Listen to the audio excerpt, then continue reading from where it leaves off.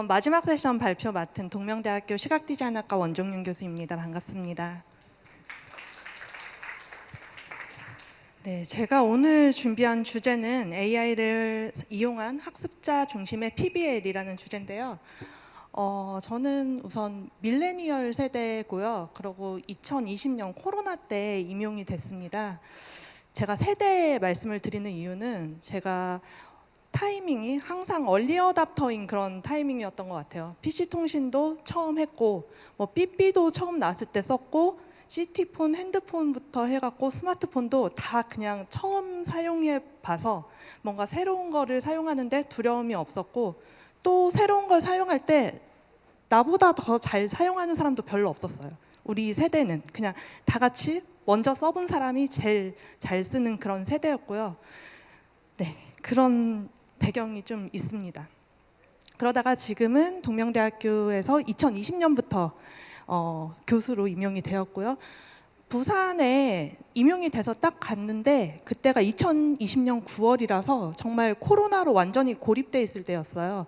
그러다 보니까 뭐 회의도 없고 아무것도 없고 그 동료 교수님들도 저를 부르시지도 않고 정말 고립된 강의실이 아니라 고립된 연구실에서 혼자 온라인 수업을 하고, 그리고 제가 본가가 부산이 아니기 때문에 연구가 없어서 정말 집 연구실 그래서 고립된 생활을 하고 있었습니다. 그래서 이제 교수가 되었으니 선배 교수님들이 하시는 것처럼 잘 하면 되겠구나 했는데 이제 코로나로 새로운 방법으로 또 수업을 해야 되는 그런 상황이 됐던 거예요. 그러면서 이제 그때 메타버스도 시도를 해보고 또 협업 도구도 많이 사용하면서 그렇게 수업도 하다 보니 이제 메타버스 소프트웨어 연계 전공 이런 것도 하게 되었습니다. 임용된 후에도 한국교원대랑 청주교대에서 AI 관련해 갖고 선생님들을 대상으로 AI로 수업을 할 수 있는 그런 교육을 지금 계절학기 대학원에서 하고 있습니다. 그래서 그런 과정들이 생성 AI 때문입니다. 보면 2022년 4월, 그러니까 챗 GPT가 나오기 한 6개월 전에 사실은 이미지를 생성하는 AI가 먼저 발표가 됐어요. 그래서 제가 AI 커뮤니티에 속해 있었는데 그림 그려주는 AI가 나왔다라고 발표가 되니까 단톡방에서 사람들이 난리가 난 거예요. 이제는 뭐 디자이너들에게 그림을 맡길 필요가 없다, 그냥 쓰면 그려진다 하면서 그걸 보면서 그 AI 커뮤니티에 디자이너가 별로 없었거든요. 그 안에 속해 있는 디자이너인 저는 좀 착잡했습니다. 그래서 보고 있는데 이때 이제 동료들이 알려줬어요. API를 신청하면은 좀 일찍 써볼 수 있다라고 해서 4월 7일 날 제가 API를 신청하고 허가를 받아서 그 달리 2를 쓰게 된 게 7월 14일이었습니다. 그래서 그때 처음 써보는데 그게 나오는 사이에 다른 서비스들이 막 나온 거예요. 구글이나 미드저니, 이매젠 이런 것들이 나와갖고 이제 서로 공개하기 시작하니까 일반인들도 곧 한 달 사이에 많은 사람들이 이미지 생성 AI를 쓰기 시작을 합니다. 그렇게 예술가들이 먼저 놀라면서, 디자이너들이 먼저 놀라면서 이거 사용해도 되냐, 이걸 예술이라고 할 수 있냐, 창의성이라고 할 수 있냐라고 하던 그때 그 후 6개월 정도 후에 챗 GPT가 출시가 된 거죠. 그래서 저희가 조금 더 먼저 시작을 할 수밖에 없는 그런 상황이었습니다. 그리고 딱 타이밍이 저한테는 더 특별했던 게 제가 2022년에 이제 임용이 되고 학교에서 아무도 부르지 않으니까 제안서를 열심히 썼습니다. 제안서를 열심히 써서 AI로 메타버스를 만들게 하겠다, 창작자들에게 AI를 좀 가르쳐서 메타버스 만드는 과제를 하겠다라고 했는데 제가 과제 책임자로 그게 된 거예요. 컨소시엄 과제가. 그래서 그 과제 기간이 딱 5월 1일부터 11월 30일까지인데 이 기간이 딱 오픈 AI에서 달리 2를 발표하고 챗 GPT 나오기 그 안에 있는 그 시점입니다. 그래서 제가 책임자였기 때문에 그 달리 2를 보자마자 그럼 커리큘럼을 좀 바꿔야겠다라고 해서 엄청난 서류 작업을 하고 전문가를 다시 섭외해서 게임 엔진하고 뭐 메타휴먼 이런 거 가르쳐서 버추얼 휴먼도 하게 하고 코딩을 좀 줄였어요. 코딩을 좀 줄이고 개발자들과 좀 소통하는 정도로만 줄이고 그 다음에 이미지 생성하는 도구를 같이 사용해 보는 쪽으로 해서 이제 커리큘럼 6개월간의 교육을 다 마칩니다.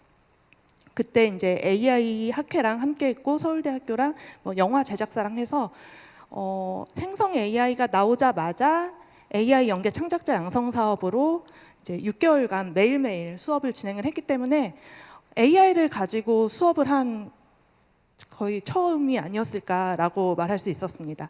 그러니까 저희 학교의 소프트웨어 중심 사업단에서 해봤으니까 메타버스 연계 전공을 만들자. 그래서 그 커리큘럼 조금 응용해서 연계 전공 같이 하자. 공대랑 디자인과랑 그렇게 해서 만들었고, 그 후에 이제 학회랑 같이 제가 과제 책임자로 그래도 억대 과제를 좀 큰 거를 하고 나니까 학술 이사가 됐어요. AI를 사용해 본 경험이 이제 생기고 해서. 그 다음에 챗GPT가 나오면서 청주교대랑 한국교원대에서 선생님들도 인공지능을 사용해서 수업을 할 수 있게 하기 위한 그런 수업에 이제 강사로 출강을 하게 됩니다. 그리고 지금까지 이렇게 계속 이어서 생성 AI 관련된 특강들을 하고 있습니다. 제가 AI 그룹에 처음부터 있었다고 말씀을 드렸잖아요. 그 AI 그룹에 들어가게 된 계기가 알파고 이후에 사실은 지금 우리가 사용하는 생성 AI 말고 다른 생성 AI가 발표가 됐었습니다. 그래서 2019년도 디자인학회에서도 AI for Design이라는 주제로 이런 엔비디아의 가우겐이라는 서비스를 소개를 했었죠. 이때 디자이너들이 이거를 보고 너무 충격받았어요. 우리 이제 어떻게 하냐 하고 너무 충격을 받았는데 2019년이거든요. 그래서 제가 AI 프렌즈 커뮤니티에 가서 연구원들 모인 데서 그걸 배우러 갔습니다. 배우러 가서 이제 코딩을 좀 배운 거예요. 매스메티카로. 그 코딩을 배워서 생성 AI를 해보니까 제가 그래도 박사과정을 했고 배워서 한번 따라서는 했는데 응용은 도저히 못하겠는 거예요. 저는 완전히 미대에서 계속 했기 때문에. 그래서 내가 못할 정도면 가르칠 수 없고 아직은 응용이 안 되겠다라고 생각해서 그 뒤부터는 계속 그냥 왔다 갔다 하면서 AI가 어떤 걸 하고 있는지 계속 눈여겨보고 있었습니다. 일주일에 한 번씩 스터디를 막 하던 찰나에 이제 2022년 7월에 드디어 API를 받아갖고 생성 AI를 처음으로 사용해 보게 된 거죠. 그랬더니 그냥 문장을 쓰면 이미지가 나오는 거예요. 퀄리티가 사실 아주 훌륭하지는 않았는데 그래도 저희 학생들하고 아이디어를 많이 내서 이게 아이디어 내는데 상상력을 돕는 데 도움이 되겠다, 이렇게 보조적으로 쓸 수 있겠다 정도로 생각을 했죠. 근데 이거는 가장 최근에 저희가 한 프로젝트라고 보시면 됩니다. 제가 부산에서 뉴스에 요즘에 나오고 있어요. 일주일에 한 번씩. 일주일에 한 번씩 프로젝트를 하는데요. 소리가 안 나는데 소리도 음악도 AI로 만든 음악이고, 이거는 저희 제자가 지금 이 뉴스 프로그램에 있는 콘텐츠 만드는 걸 같이 하고 있는데 이제 일주일에 한 번씩 이런 콘텐츠를 만듭니다. 다 AI로 만든 거예요. 이 영화의 예고편 같은 것을. 이걸 만드는 과정도 이렇게 소개를 하는데요. 챗 GPT로 기획도 하고 음악도 만들고 뭐 이미지도 생성하고 영상도 생성해서 정말 예전 같으면 촬영도 해야 되고 굉장히 막대한 돈이 들 것을 일주일에 한 번씩 저희 제자가 지금 창업을 했거든요. 저걸 만들면서 저랑 같이 프로그램을 만들고 있습니다. 이거는 또 저희가 응용한 사례인데요. 지금 하고 있는 과제가 AI로 그 공항 검색대에서 엑스레이 무기라든지 아니면 마약 이런 것들을 탐지하는 그런 과제에 저희가 디자인 파트로 껴 있습니다. 그래서 엑스레이에 보이는 이런 데이터들이 더 잘 보이게 하기 위해서 저희 학생 연구원들이 일을 하고 있는데 데이터를 구하기가 너무 어려운 거예요. 그래갖고 여기 들어가는 저런 곰인형이라든지 저런 데이터들을 생성 AI로 만들었습니다. 생성 AI라서 보시면 막 뼈가 나와요. 이런 것도 있고 또 어떤 것들은 잘 나오는 것도 있고, 그래서 이렇게 생성을 해갖고 저희가 이제 같이 일하는 다른 연구자분들한테 사진 좀 더 주세요, 데이터 좀 더 주세요 이렇게 할 필요 없이 저희가 필요한 데이터들을 만들어갖고 지금 이걸로 디자인을 테스트를 해보고 있습니다.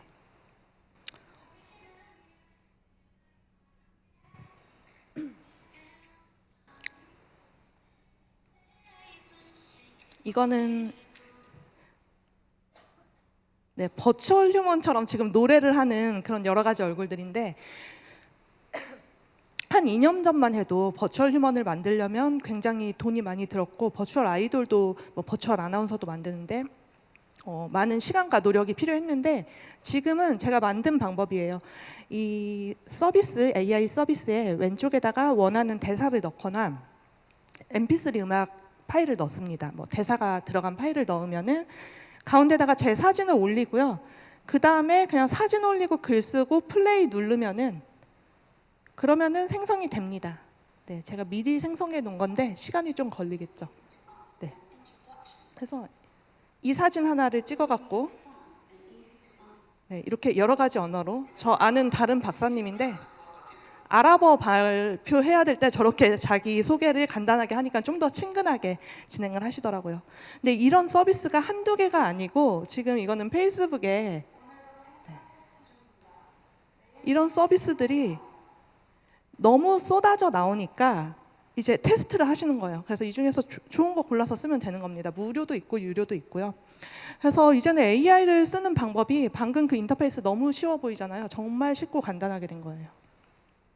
사람일까요? AI일까요?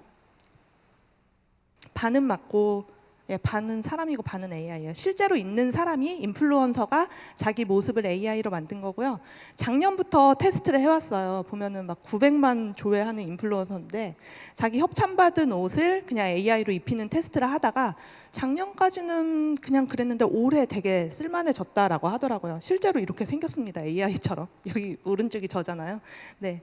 그래서 이런 식으로 자신을 증강하는 데 인플루언서가 쓰기도 하고, 그리고 만화가 이현세님은 45년 동안 창작한 만화책 4,174권을 AI에 학습을 시킨 거예요.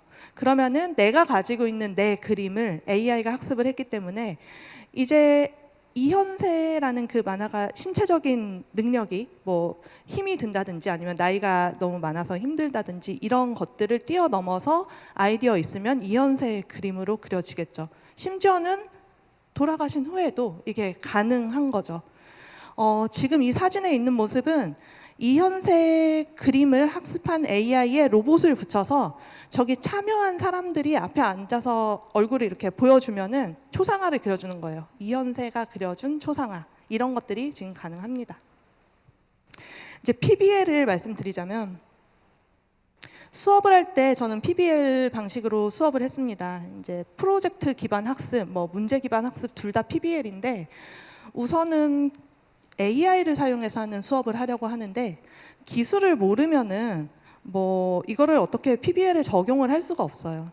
그렇기 때문에 처음에는 제가 정해진 프로젝트를 주고 한번 기술을 사용해 볼 수 있게 한 다음에, 그 다음에 이제 실생활과 연결되는 진짜 문제를 해결하기 위한 활동을 하게끔 이렇게 투트랙으로 진행이 됐습니다. 아예 처음부터 계획을 한 건 아니고 하고 나니까 이렇게 되어 있더라고요. 어떻게 하면 사용자의 문제를 해결할 수 있을까? 어떻게 하면 AI를 활용해 사용자의 문제를 해결할 수 있을까를 생각할 때 이제 AI를 알아야 되니까, AI가 우리 생활에 어떤 솔루션들을 제공해 줄지, 또 그거 말고도 AI 때문에 생기는 문제들도 있죠. 그런 것들도 알려면 일단은 사용을 해봐야 된다는 이야기죠. 챗 GPT-4.5 발표를 다 많이 보셨을 거예요. 이때 보면은 It looks like you're feeling pretty happy and cheerful, with a big smile and maybe even a touch of excitement. Whatever's going on, it seems like you're in a great mood. Care to share the source of those good vibes? Yeah, no, the reason I'm 지금 저 모습을 보면은 챗봇이라고 해서 우리가 채팅을 하는 게 아니고 친구랑 이렇게 화상 전화하듯이 말로도 이야기하고 소리로 듣고, 그리고 비언어적인 메시지, 표정, 웃는 표정이 좋아 보이네, 이런 말들을 하잖아요. 이제는 그렇게 소통이 되고요. 기술을 가지고, AI를 가지고 감성적인 그런 소통이 가능하고요. 또 이거는 지금 눈이 안 보이는 시각장애인이에요. 핸드폰을 앞에 들고 있고요. 챗 GPT가 카메라로 이렇게 차가 오고 있다는 걸 보고 눈을 대신 해준 거죠.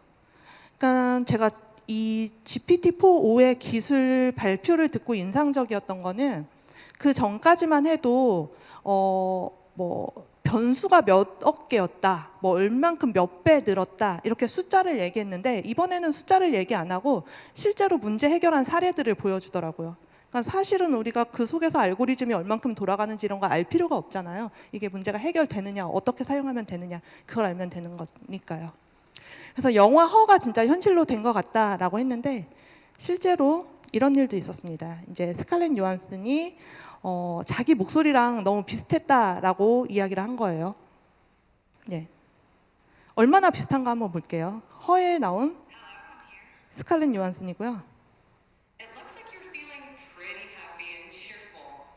네, 많이 비슷하죠.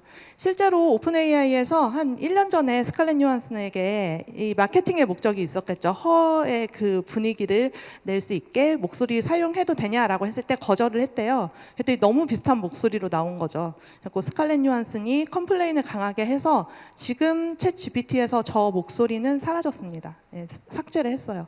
그러니까 AI 때문에 이거는 새롭게 생겨난 문제죠. 누군가의 어떤 초상권이라든지 목소리도 초상권이라고 할 수 있잖아요. 누가 내 목소리를 흉내내서 전화하면은 위험한 여러 가지 일들이 있겠죠. 그리고 AI와 사랑에 빠질 수 있을까? 네. AI와 사랑에 빠질 수 있을까요? AI 챗봇 레플리카라는 서비스에서는 영화 허에서 영감을 받아서 시작한 서비스래요. 그래서 AI로 정서적인 지원을 하고 대화를 하고 그러면서 뭐 저기서 결혼을 하기도 하고 연애를 하기도 했다 막 이런 이야기들도 있고요. 그리고 최근에 이런 뉴스도 있습니다. 국내 뉴스인데요. 일론 머스크와 썸 탔다가 7천만 원을 뜯겼대요. 근데 이분이 당할 만한 게 실제로 온라인으로 이렇게 화상 채팅을 했다는 거예요. 그렇지만 이런 것들이 AI로 이제 만들어낼 수 있는 그런 기술이 생겼다는 거죠. 기술을 모르고서는 어떻게 실시간으로 화상 채팅한 사람이 가짜라고 상상을 할 수 있을까요? 이 야후보이즈 같은 경우에는 딥페이크로 사기를 칠 뿐만 아니라 자기들이 사기치고 있는 그 기술 자체를 파는 나름의 테크 기업이라고 할 수 있을까요, 이걸? 인터넷에 유튜브에 자기들의 기술을 자랑을 해요. 그 기술을 판매를 하기도 하고 이랬다고 합니다. 그래도 나는 사랑에는 빠지지 않을 것 같아라고 생각할 수도 있죠. 그렇지만 이런 위험은 있죠.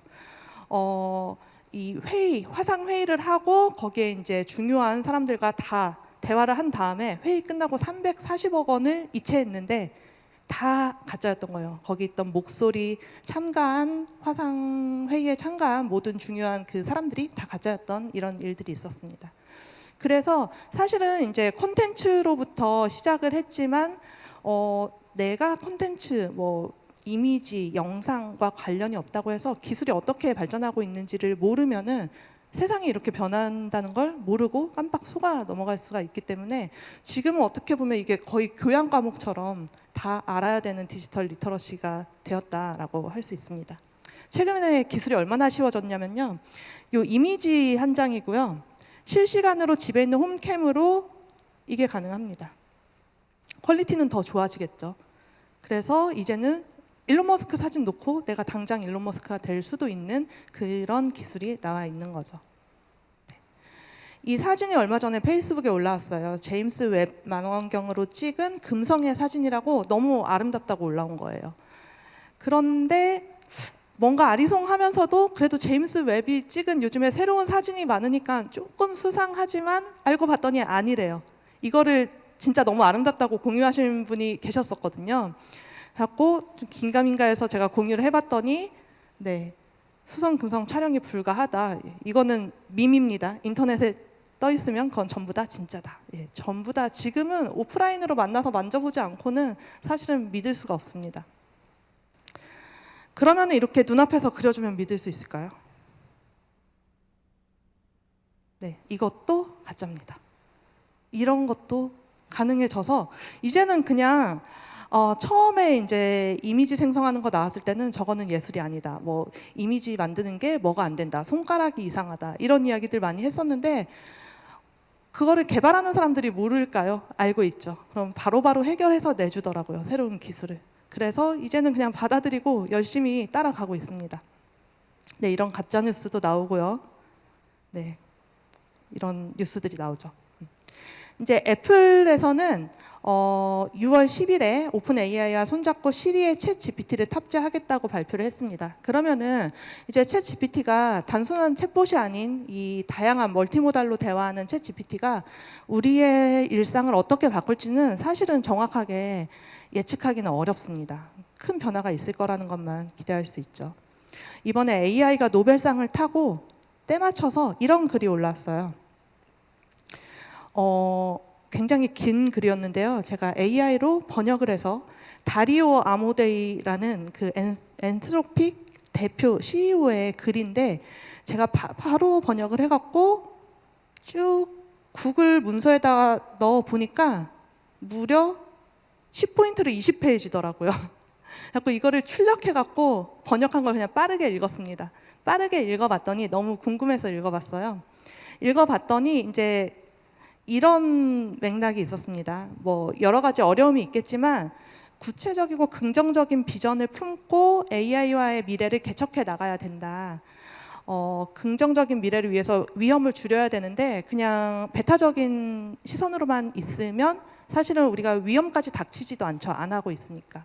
그래서 긍정적인 비전을 갖고 강한 노력을 기울여야 한다 이런 이야기를 하더라고요. 이게 제가 교육을 할 때도 수업에 학생들이 AI를 쓰면은 특히 디자인에서 애들이 그림을 안 그리지 않을까 아니면 레포트를 그냥 쓰지 않을까라고 할 때 어차피 곧 쓸 건데 그 좋은 점수 따려고 몰래 쓰는 학생들이 먼저 쓰게 하는 것보다는 더 열심히 하는 학생들이 활용하게 하자라는 마음이 좀 있었거든요. 그리고 지금은 이렇게 영상도 프롬프트로 이런 수준으로 만들어지죠. 그러니까 아까 뉴스에 나왔던 그런 영화를 저희 학생하고 같이 그냥 집에서도 만들 수가 있었던 거죠. 이미지를 손 그림을 잘 그리면은 이런 디자인 금방 할 수 있고요. 3D 디자인 하는 것도 이제는 텍스트 프롬프트를 가지고 지난 2023년 11월 2일에 스테이빌리티 AI에서 발표한 건데 다 이게 텍스트 프롬프트로 만든 3D 피규어라고 해요. 아직은 퀄리티가 부족하긴 한데 점점 좋아지고 있습니다. 그래서 저희가 메타버스 한창 유행할 때 메타버스 만들기도 힘들고 구축하는데 돈도 많이 들었었는데 이제는 조금 지나면은 아마 메타버스 가상으로 만들어놓은 그 공간에 오늘은 동물 전시하고 내일은 공룡 전시하고 이게 가능하지 않을까요? 네. 이거는 이번에 저희 AI 프렌즈 학회에서 학회와 같이 아티스트 초대전을 했습니다. 그래서 많은 분들이 AI로 만든 작품을 제출했어요. 이때 원래 아티스트 분들도 제출을 하시고 또 AI 학회였기 때문에 연구원들이 많이 냈거든요. 지금 보여드리는 이 영상은 음악도 굉장히 좋죠. 이 영상은 제가 전시 바로 전날 밤에 한 10분 정도 걸려서 뚝딱 만든 영상입니다. 이제 작품을 다 걷어놓고 보니까 오프라인으로 전시만 하기엔 좀 아깝다. 그래서 저희 학회장님이 저한테 이거 영상으로 해서 어디서 틀고 하면 좋지 않을까요? 유튜브에도 올리고 이렇게 얘기하시는 거예요. 바로 하고 싶어갖고 이미지 53개를 다 아이무비에다 넣고 그럼 모션은 저절로 만들어 주거든요. 그런 다음에 이렇게 클로드에다가 디지털 미술관에 어울리는 음악 스타일을 지정할 수 있는 프롬프트를 하나 만들어줘 라고 했어요. 제가 음악적인 지식이 별로 없으니까 급조를 한 거죠.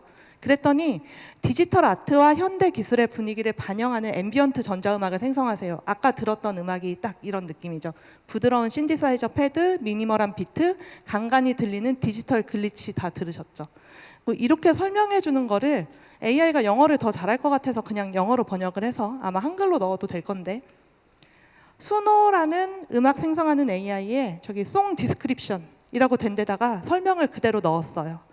그대로 넣었더니 지금 디지털 드림 4분짜리 2곡하고 디지털 에코 한 번에 2개씩 만들어져서 4개를 들어보고 마음에 드는 곡이 있어서 아까 그 영상 배경음악으로 썼습니다. 행사장에서 이렇게 사용했어요. 유튜브에도 올리고 이제 리셉션장에 시차를 두고 배경음악도 들리고요. 이렇게 잘 사용했습니다.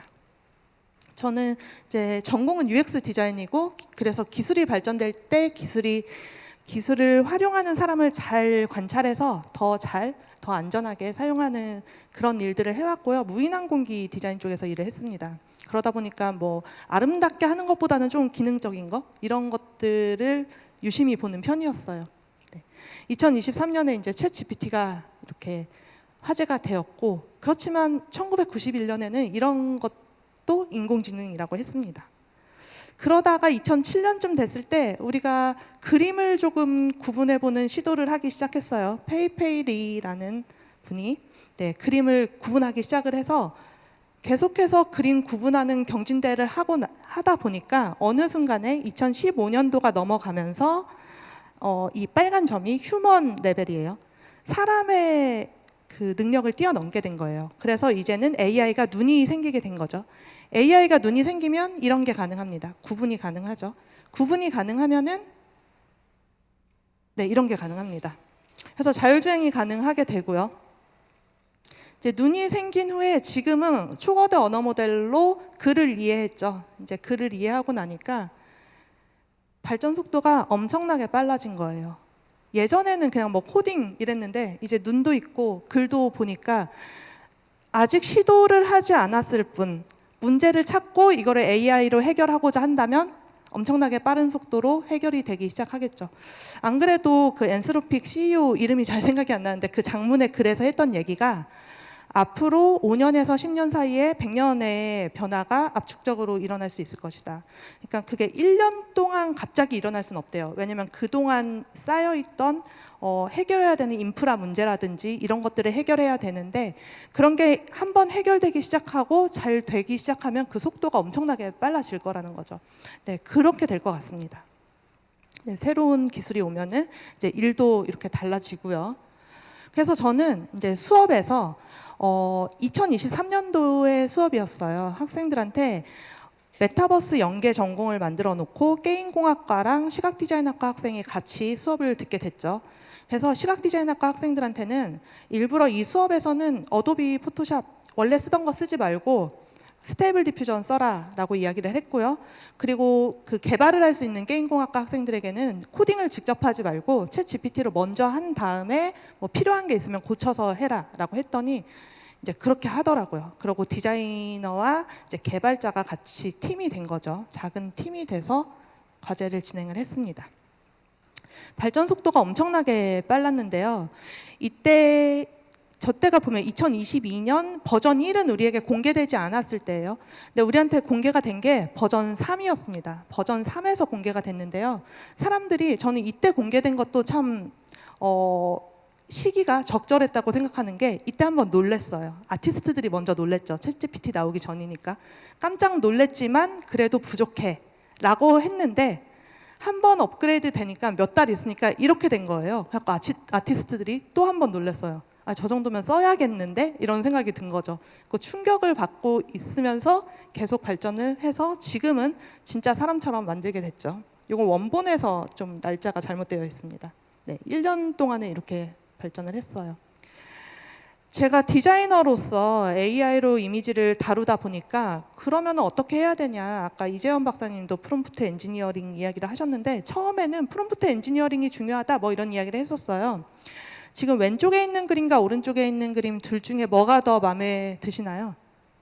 네, 오른쪽이 더 마음에 든다. 왼쪽이 더 마음에 든다. 네. 근데 사실은 우열을 가릴 수가 없잖아요. 우열을 가릴 수가 없는데 프롬프트를 보면 오른쪽에 있는 거 열심히 저렇게 만든 프롬프트고 왼쪽에 있는 거 그냥 툭 넣어도 AI가 넣은 거는 결과만 보고는 이게 얼마나 열심히 한 건지 잘한 건지를 알 수가 없다는 거예요. 결국에는 그냥 취미로 할 때는 차이가 안 나는데 이게 일이 되면은 이거는 그 미래 도시를 날아다니는 도시망공 모빌리티를 그려달라고 해서 그대로 그린 거고요. 그리고 이거는 그래도 디자이너가 의도를 조금 더 넣었죠. 초고층 빌딩으로 이루어진 스카이라인이 뒤에 있고요. 공중에 매달린 고가의 공원과 정원이 보이고요. 공중 보행로와 하늘다리. 그래서 디자이너가 만약에 클라이언트와 함께 일을 한다면 이런 걸 다 맞춰줘야 되는 거라 생성 AI를 써봐서 일을 하려고 할 때 그런 어려움이 있었어요. 컨트롤이 마음대로 안 되는 게 너무 힘들다. 말로만 지시해서 내가 직접 그리지는 못하는데 누군가에게 말로만 지시해서 이렇게 그려주고 오른쪽 좀 고쳐주고 이렇게 하는 게 어려운 거거든요. 근데 계속 발전을 하죠, AI가. 이제 그림을 넣으면은 나는 표현력이 부족한데 그 그림을 묘사하는 글을 AI가 읽고 써줄 수가 있고요. 그리고 2023년 2월 중순에는 이런 게 나왔어요. 이제는 인풋이 글뿐만 아니라 이미지로도 되는 거예요. 그래서 그냥 나의 의도를 끄적끄적 그리면은 저 그림에 이제 글로 프롬프트를 쓰면 이런 그림이 나오니까 이제는 의도를 점점 담을 수 있는 방향으로 발전이 되어 나가는 거죠. 이런 게 가능해지고요. 네. 네, 아까 보셨던 이런 이미지도 물론 한 장씩만 나오는 게 아니라 무한대로 이런 것들이 가능해집니다. 게임 회사 다니는 분이신데요. 저희 학생들이 이 AI를 이때쯤까지 계속 다뤄가면서 이게 한 처음 시작하고 1년 정도 지날 때쯤에 이 정도까지 되다 보니까 오히려 저희가 했던 우려는 AI가 이렇게 그려주면은 그림을 안 그리지 않을까라는 생각을 했어요. 그리고 그 고등학생 입시생을 이제 케어하고 있는 그 부모님이 저에게 질문을 하실 때 우리 딸이 고2인데 입시 미술을 열심히 하고 있는데 이거를 지금 이런 세상에서 계속 그림을 그리라고 하는 게 맞냐라고 이렇게 물어보시더라고요. 자꾸 그때 제가 말씀드렸던 거는 이제 고2면은 만약에 대학 가서 졸업하고 일한다고 생각할 때 6년 후의 미래잖아요. 근데 그때도 지금과 같은 방법으로 그림 그릴지는 모르는 거고, 그리고 지금의 기술을 보고 좌절해서 내 몸에 있는 내가 잘하는 좋아하는 것을 포기하는 것은 옳지 않다라고 말씀을 드렸거든요. 그래서 저희 학생들은 AI를 가지고 일을 하면서 디자이너로서 프로로서 이제 클라이언트가 있고 일을 할 때는 미세 조정들을 다 해줘야 돼요. 그래서 그림을 잘 그리는 게 오히려 이 AI를 사용할 때 더 전문성이 되더라고요. 내가 원래 잘하는 걸 잘해야. 왜냐면 이제는 사실 우리 지금 영어도 안 해도 될 정도로 엄청 편해졌잖아요. 제가 글도 쫙 읽었고 우리 지금 동시 통역도 막 되고 있고, 그렇지만 이 아름다운 문장의 번역을 그냥 AI가 누구나 하는 평이한 수준으로 하지 않잖아요. 그리고 디자인도 마찬가지로 자신의 몸에 체화된 이런 능력들을 계속 갖고 있어야지 전문성이 유지가 되겠구나라는 생각들을 합니다. 네. 이렇게 어떤 자세 같은 것도 컨트롤이 되고요. 이제는 모델이 없어도 저 벌판 사진하고 이런 포즈에 이런 옷을 입고 있는 금발의 소녀가 꽃밭에 서 있는 사진을 그려줘라는 프롬프트만 넣어도 저렇게 사진이 나옵니다. 네. 그래서 아까 인플루언서가 자기 몸은 하나인데 여러 가지 협찬 옷들을 다 AI로 입혀놓고 이제 증강된 인플루언서가 될 수 있는 거죠.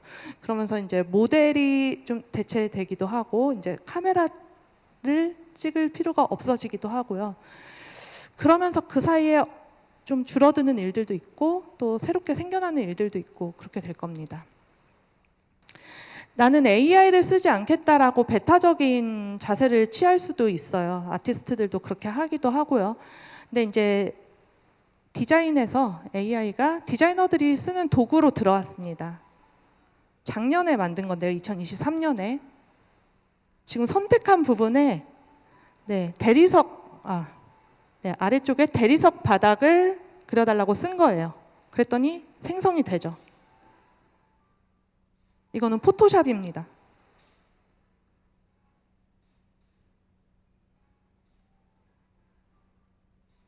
이거를 제가 화장품 회사 가서 워크숍 때 보여드렸거든요. 네, 이제는 일하는 방법이 달라지기 시작했구나라는 걸 느끼시더라고요. 네. 그래서 당장 따라가지는 않더라도 어떻게 변하고 있는지, 어느 시점에서 이거 진짜 쓸만한지를 계속 두고 볼 필요는 있는 그런 상황인 거예요. 이건 3D 만들어지는 AI고 이미지를 미드저니 같은 이미지 생성하는 AI로 생성한 다음에 3D로 만들어주면은 이걸 다운받아서, 이것보다 지금은 퀄리티가 더 잘 나옵니다. 다운받아서 메타버스 같은 데다 올리고 그리고 아니면은 블렌더 같은 3D 프로그램에서 좀 수정을 해갖고 업로드하는 게 가능하고요. 네. 그렇게 해서 실제로 저희 메타버스도 많이 만들었어요. 그러다 보니까 이제 너무 진짜 같은 이미지들이 많다 보니까 이런 규제 같은 것들도 생깁니다. 규제? 가이드라인 같은 게 생기죠. 지금 인스타그램인데요. 인스타그램하고 페이스북에, 유튜브에 요즘에 이렇게 AI로 제작했다는 레이블이 자동으로 붙거나 아니면은 체크하게 써 있는 것들 많이 보셨을 거예요. 이런 것들도 표시하게 하는 그런 새로운 규칙, 가이드라인 이런 것들이 생기기도 합니다. 사용을 해봤으니까 문제를 발견해서 이제 그걸 해결해 나가는 그런 과정이겠죠. 이런 일도 생깁니다. 이제 논문에다가 이런 그림을 넣었다가 이제 과학 저널에서 논문은 삭제했고요. 네이처였나 어디서 이제 절대로 AI를 사용한 이미지는 넣지 못하게 그렇게 했다고 합니다. 논문 쓸 때도 AI를 많이 사용한다라고 하고요. 이제 여러 가지 문제들이 생기면 또 그거에 대응하기 위한 방법들이 생기겠죠. 하나하나가 사실은 프로블럼이에요, 지금. 그거를 해결해 나가면서 하나하나가 해결해야 되는 프로젝트이기도 합니다. 권고사항 같은 게 나옵니다. 법이 당장 만들어질 수는 없으니까요. 한국연구재단에서는 뭐 평가 자료, 연구개발 계획서, 최종 보고서, 평가 의견, 그리고 개인정보가 들어간 것들을 챗 GPT 같은 인공지능 챗봇에 올리지 말라라고 이야기를 하고요. 기자협회에서는 인간의 관여와 감독이 없이는 AI로 생성한 이미지나 기사를 올리지 말라라고 합니다. 보조적인 기능으로 사용하라고 하고요. 그리고 생성 AI를 문장이나 뭐 이미지 이런 데 거의 그대로 사용할 경우에는 활용 사실을 투명하게 밝혀야 되고요. 이런 것들이 생기고 있고, 교육에서는 특히 나이 제한이 중요합니다. 이제 교사 주도로 초, 중, 고등학교가 다른데 초등학교 교사 주도로 교사 시험 중심으로 하고 중학교나 고등학교에서도 연령을 고려해서 하고 반드시 생성형 AI의 원리와 한계점 그리고 AI의 윤리적인 사용에 대한 학생 교육을 실시해야 된다라고 이야기를 합니다. 제가 교원대에서 이렇게 강의를 하면은 초등학교 선생님들이 그래서 제일 힘들어요. 생성 AI들을 이것저것 쓸 수 있게 됐는데 초등 교육에서는 18세 미만은 쓸 수 없는 게 많거든요. 더 쉬워진 기술 누구나 아티스트가 될 수 있다라고 했는데 저희 AI 프렌즈 활동 같이 하고 계신 분이에요. 지금 미드저니 커뮤니티 운영진으로 활동하고 계신데 원래는 전혀 그림하고 상관이 없다가 2023년에 처음으로 미드저니를 처음 사용을 하고요. 그때 너무 활발하게 사용을 하셔서 저희가 커뮤니티에서 그럼 사용 경험 좀 나눠달라라고 해서 유튜브로 8월 달에 한번 강의를 했어요. 그 뒤에 그 강의 자료를 가지고 이제 책 출간 제안이 들어와서 책을 내시고 지금은 이제 미드저니 아티스트라고 해야 되나요? 미드저니를 가르치는 그런 사람으로 작가로 활동을 하고 계십니다.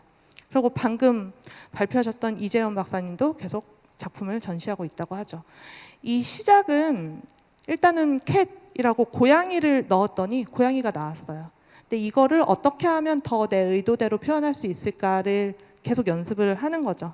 탑뷰를 넣으면 이런 정면 위에서 본 모습이 나오고 사이드 뷰를 넣으면 옆에서 본 모습이 나오고, 그러니까 그냥 하고 마는 게 아니고 AI가 마음대로 안 되지만 어떻게든 내 의도를 담아보려는 노력을 취미처럼 하시는 분들이, 재미있게 하시는 분들이 더 빨리 는다라는 걸 느낄 수가 있었습니다. 네. 그래서 서로 노하우를 공유하는 그런 모임들을 많이 하고 있어요. 서로 발표도 하고, 네, 그렇게 하고 있습니다. 이제 아는 만큼 보이죠. AI를 모르면은 지금 저희 디자이너들 같은 경우에는 일을 잃을지도 모른다는 불안을 한번 겪었고요. 실제로도 많이 어려워하고 있고요. 선생님들이 이 모든 걸 다 알고 있을까? 이제 가르쳐야 되는데 가르치는 사람도 사실은 자신이 없죠. 왜냐하면 아직 잘 모르니까요.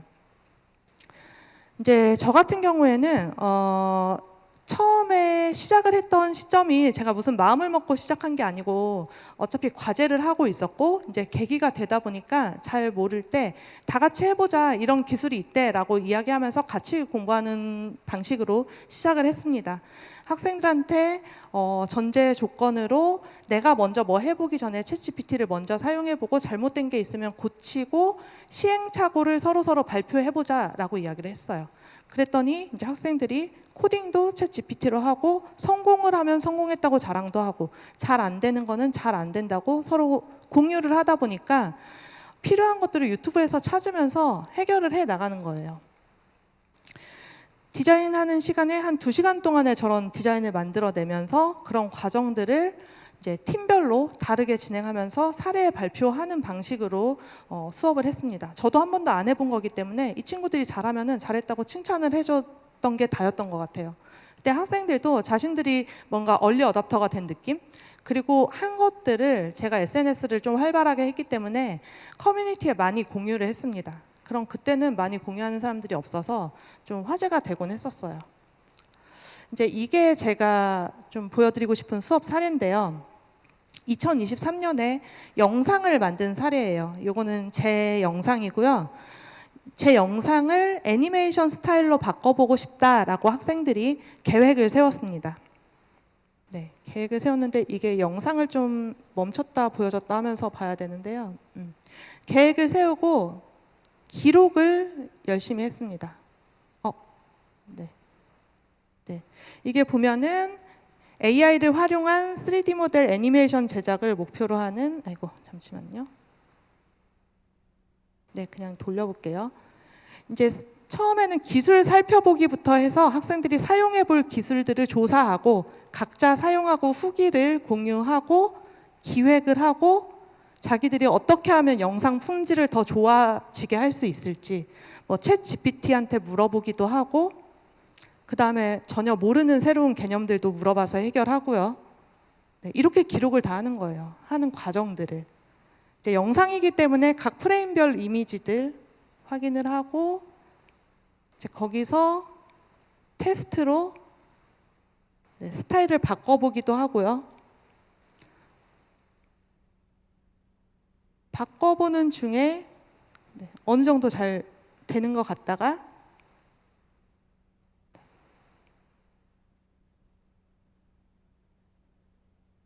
중간에 이렇게 좀 이상하게 변하기도 하고 이러한 시행착오들을 다 굉장히 구체적으로 기록을 했어요. 이렇게 풀어지면은 또 저거 어떻게 해결할지를 유튜브에서 찾아서 해결을 하고요. 근데 처음 해보는 거였기 때문에 사실 과정이 엄청 길거든요, 보면은. 이것들을 날짜별로 다 기록을 했고요.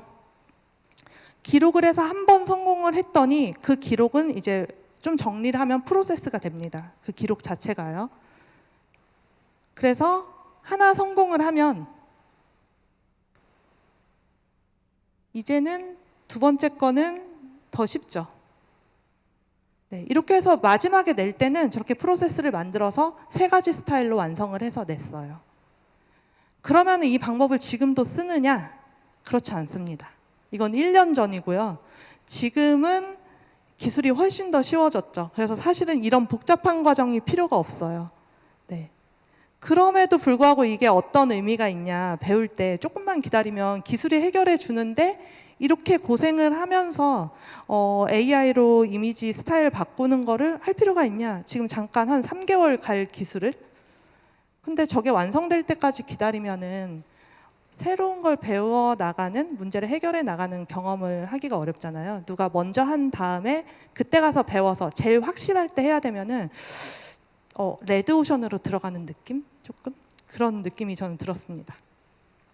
그래서 학생들이 저런 식으로 잘했을 때 그때 공유해주면은 많이 칭찬을 해주고 그리고 그 사례를 SNS에 올려서 많은 사람들에게 공유를 하게 하고 이제 이 팀이 하나가 프로세스를 완성을 하면 나머지 팀들에게 가르쳐 주는 걸로 그것 자체로 학생들이 성취감을 느낀 것 같아요.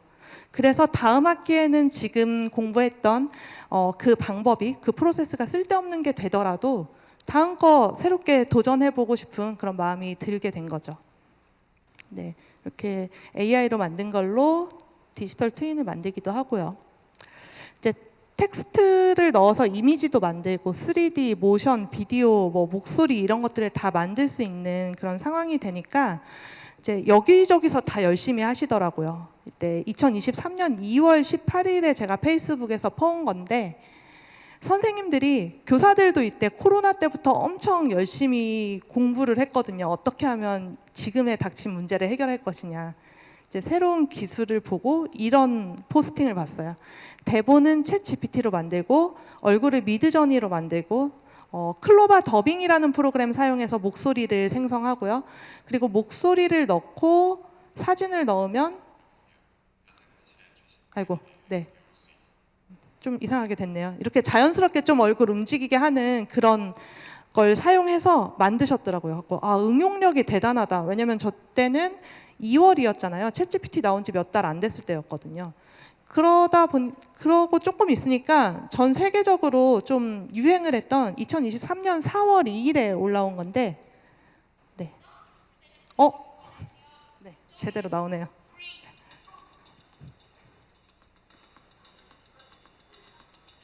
지금 해리포터의 모델들이 해리포터의 배우들이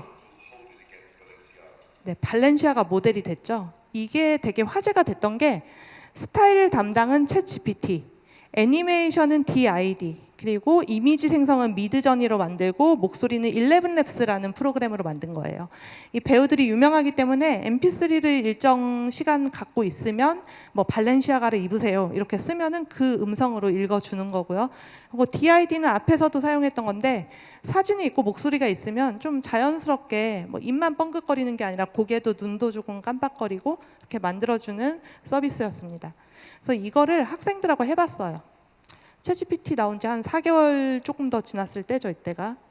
네, 20년 경력 발렌시아가 디자이너로서 심지어 해리포터를 몰라도 해리포터 주인공 이름 10개 써줘 라고 한 다음에 챗GPT한테 얘네를 런웨이에 세우게 어떤 스타일로 스타일링 해줘 라고 하면은 글이 얘네의 스타일을 묘사한 글이 나오잖아요. 그럼 그거를 미드저니에다 묘사한 글을 붙여 넣으면은 그게 프롬프트가 돼서 이미지가 나오는 거죠.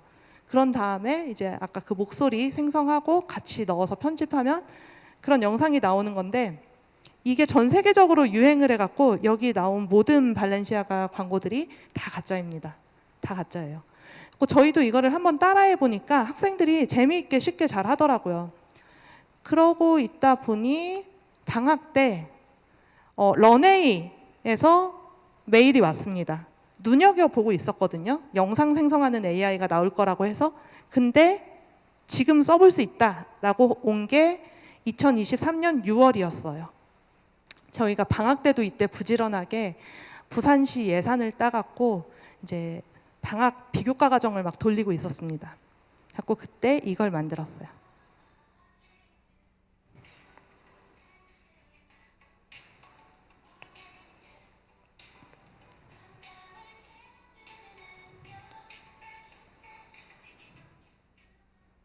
퀄리티가 좋아 보이죠? 이거는 사실 올해 6월에 만든 겁니다. 올해 6월에 만든 거고요.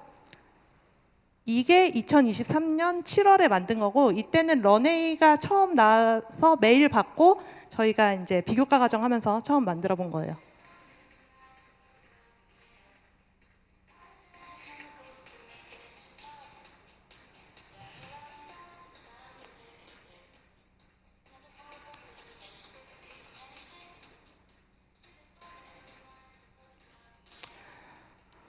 영상 생성하는 AI 일반인들이 사용할 수 있는 게 나온 지 한 달 조금 더 지났을 때잖아요. 근데 퀄리티가 뭐 좋다고 할 수도 있고 나쁘다고 할 수도 있겠죠.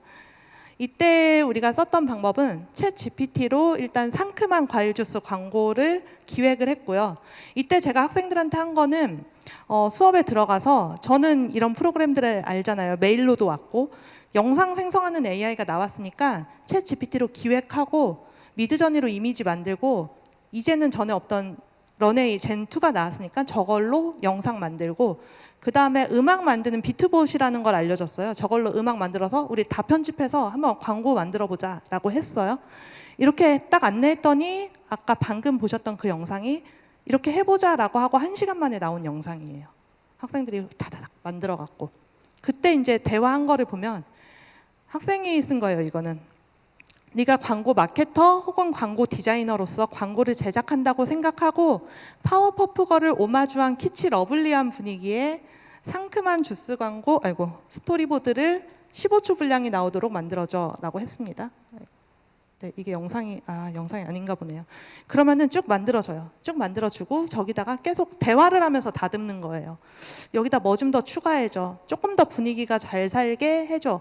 그 다음에 형용사랑 명사만 남기고 이제 쉼표로 해서 정리해줘. 키워드별로 정리해줘. 그렇게 해갖고 9장면의 프롬프트를 만들어서 이제 미드저니에다가 내가 원하는 이미지가 나올 때까지 뽑습니다. 이때 영상 생성하는 AI에 그냥 텍스트 프롬프트를 쳐도 됐고요.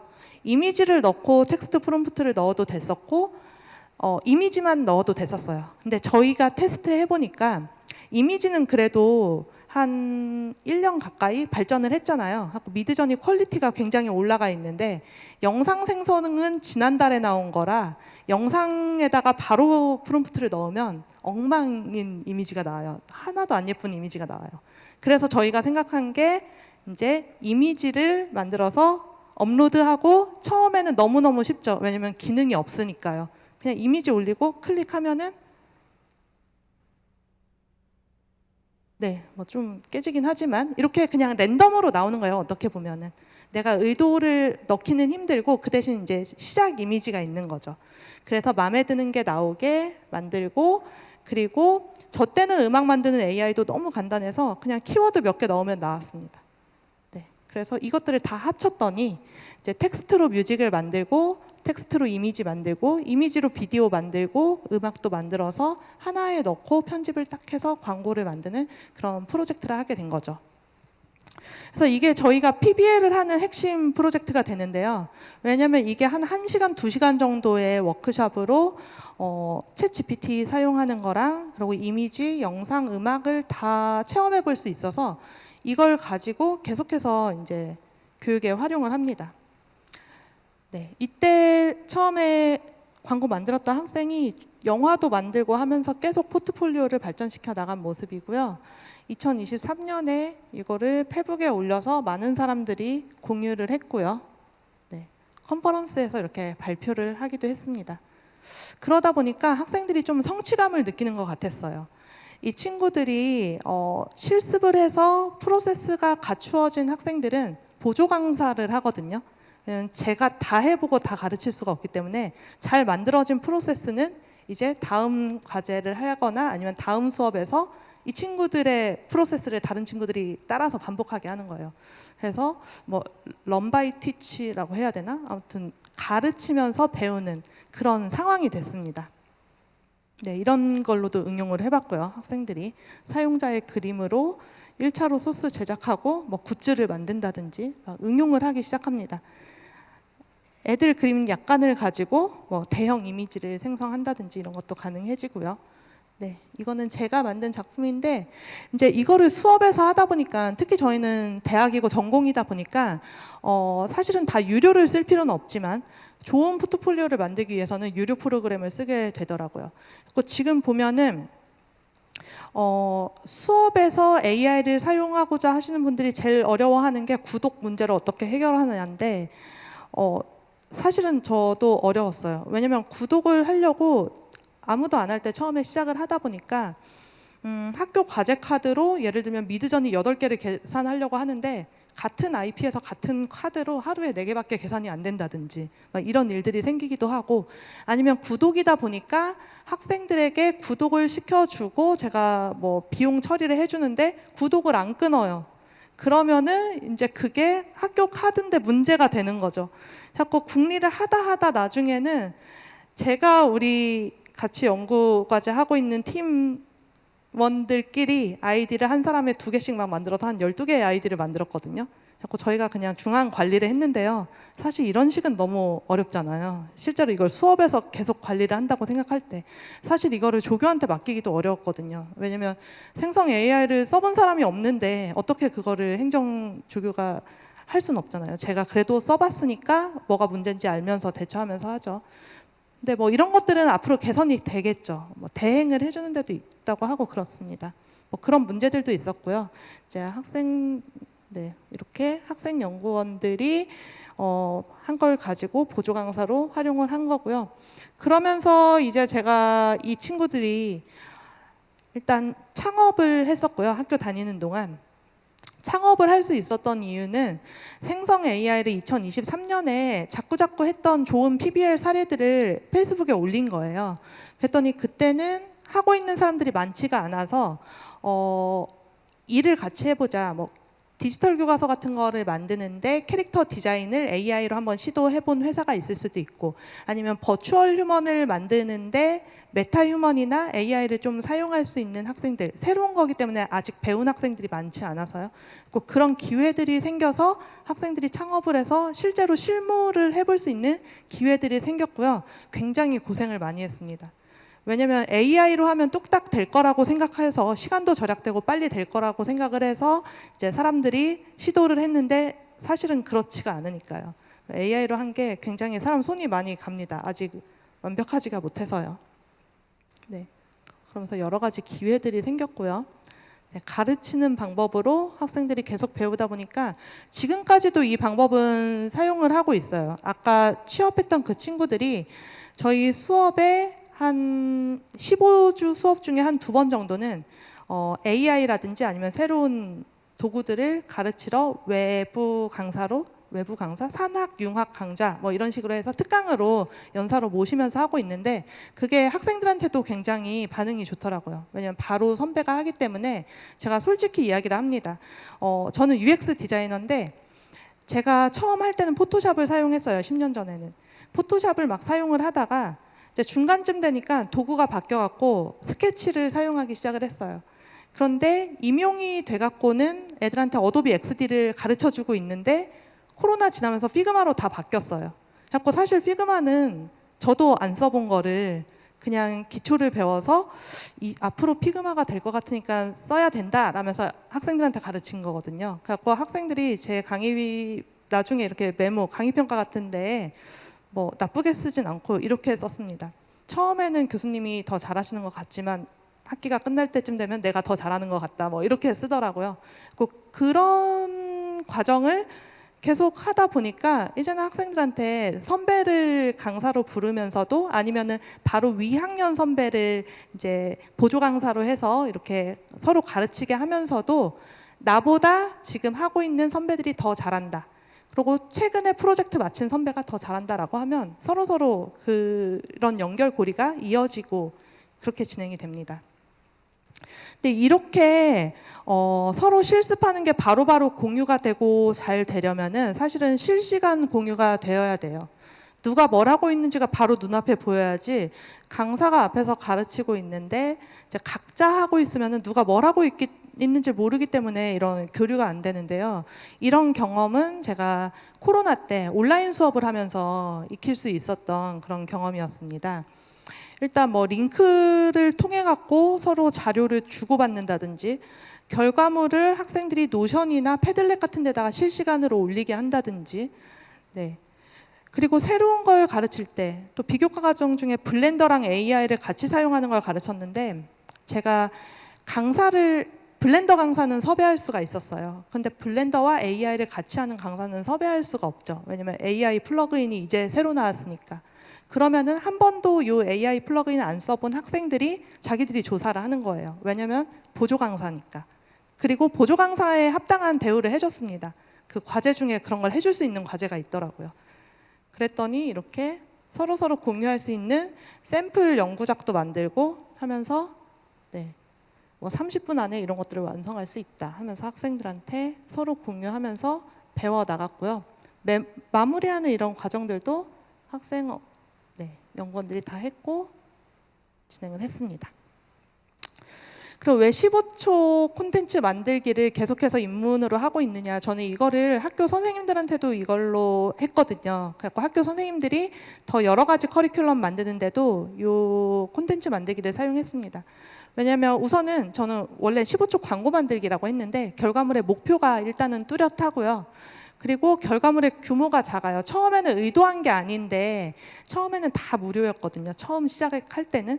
근데 이 프로그램들이 중간에 막 유료로 바뀌고 크레딧을 막 10개밖에 안 주고 이러기 시작하는데 긴 거는 못 만드는데 15초까지는 무료로 다 만들 수 있더라고요. 처음 해보는 사람들도. 그래서 규모가 작아서 누구나 빠르게 할 수 있고 뭐 무료, 일부 유료 도구의 체험판으로도 만들 수 있고 텍스트, 이미지, 사운드, 영상 이거를 길게는 못 하거든요. 무료 체험판에서 하려면 그냥 한 번에 모든 걸 다 경험할 수 있는 그런 프로그램이라서 이렇게 했고 15초 콘텐츠 만들기 다음에는 이제 수업에 응용할 수 있는 거를 한 거죠. 이거는 한국교원대에서 선생님들 대상으로 했던 수업이에요. 한국교원대 수업은 그 2주 동안 방학 때 현직 선생님들이 대학원에 오십니다. 근데 한 인공지능 융합 전공이 140명 정도 되더라고요. 그래서 5명의 강사들이 팀티칭으로 첫째 주에는 플립러닝을 해요. 저는 뭐 메타버스나 협업 아니면 AI 이런 거를 한 과목을 만들어서 넣고 다른 분은 뭐 코딩을 하고 이렇게 하면 그거를 다 돌려가면서 본 다음에 둘째 주에는 그 플립러닝 한 거를 가지고 각각 제 담당으로 오신 분들은 5일 동안 저랑 이거를 하시는 거예요. 저는 첫날에는 생성 AI 강의를 쭉 했고요. 첫날 한 3시간 정도 막 다 하루에 다 했고요. 그 다음에 둘째 날에는 아까 그 광고 만들기 워크숍을 하는 거죠. 한 2-3명씩 짝을 지어서. 그래서 짝을 짓는 이유는 서로 의논도 하고 크레딧도 서로 나누면서 쓰면서 퀄리티가 좀 잘 나와야지 재미있게 나오니까 무료 크레딧을 풍성하게 쓸 수 있게 하는 그런 팀이 되기도 하고요. 여기까지 이제 팀으로 하고 나면은 이 3일 동안은 첫 번째로 주어진 프로젝트를 한 거죠. 광고 만드는. 이 3일 동안은 이 선생님들이 어떤 분들은 초등학교 선생님이고 어떤 분들은 뭐 고등학교, 중학교, 영어 다양한 선생님들이 있습니다. 그러면은 자기 학교 급에 맞는 수업 계획을 세우는 거예요. 그래서 계획을 세우고 구체적인 4차시 이상의 교수학습 계획안을 구체적으로 만들고 그 수업에서 학생들이 뭘 할지 샘플 과제까지 만드는 것까지 하면은 이렇게 일주일에 딱 끝나는데요. 네, 이런 식으로 선생님들도 같이 다 공유를 합니다. 근데 이런 워크숍을 할 때 제가 이제 공무원 대상으로 하기도 하고 아니면 뭐 환경공학과 학생들을 대상으로 하기도 하고요.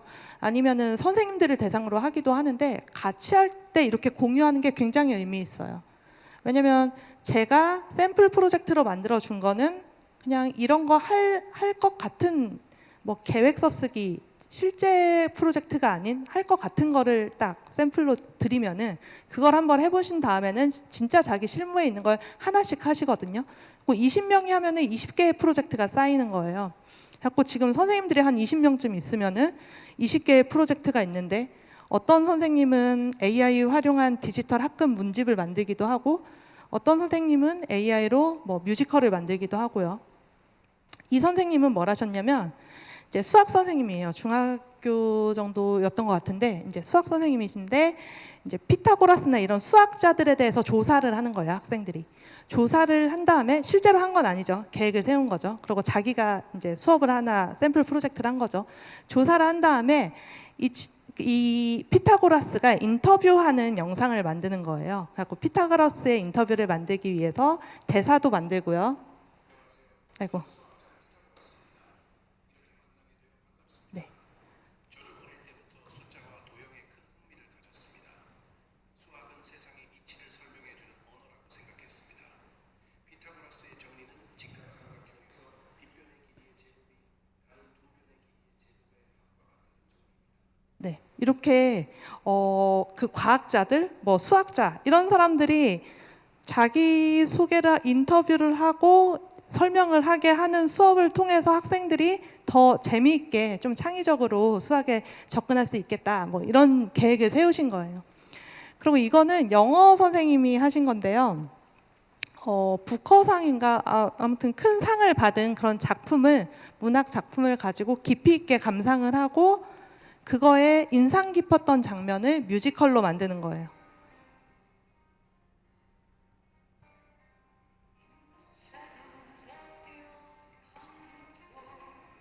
이 음악도 만드신 거예요.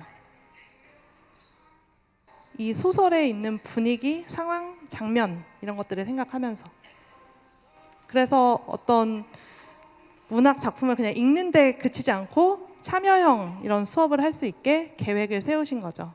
네. 네, 이런 장면도 이제 만들어 보고요.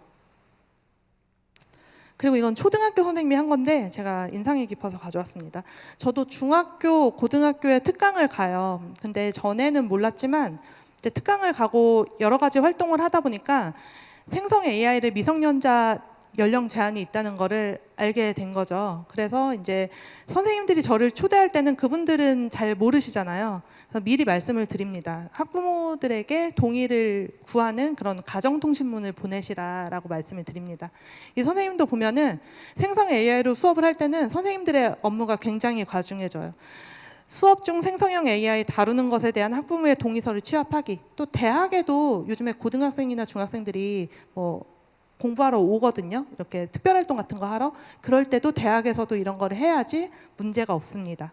그리고 초등학교 선생님들 같은 경우에는 요즘에 서비스들이 많이 있지만 그중에 초등학생이 사용할 수 있는 것도 있는데 제대로 표시를 안 해놓은 것들이 있어요. 연령 제한 이런 걸. 왜냐면 다 막 스타트업이고 이러니까 일일이 메일 보내서 확인을 하시더라고요.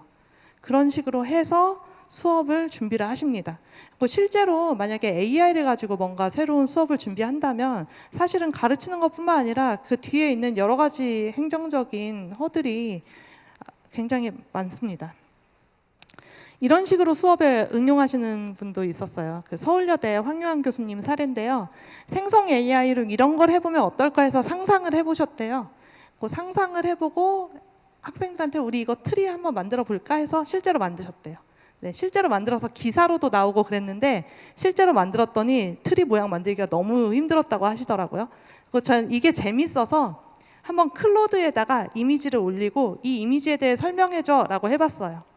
그랬더니 있는 그대로 설명해주죠. 이 이미지는 쇼핑몰이나 공공장소에 설치된 크리스마스 트리 장식물로 보입니다. 뭐 이렇게 이야기하는데 이 작품의 사회적 의의가 뭘까라고 했더니 크리스마스 장식 그 이상의 사회적 의미를 담고 있다. 플라스틱 컵을 재활용해서 예술 작품을 만들었다는 점에서 환경 보호와 자원 재활용의 메시지를 전달하고 있습니다. 뭐 현대 사회의 소비주의 문화를 상징적으로 보여줍니다. 이런 식으로 뭔가 인공지능 챗봇으로 더 의미 있는 대화를 이끌어낼 수도 있고 저는 사실 평가할 때도 종종 씁니다. 네.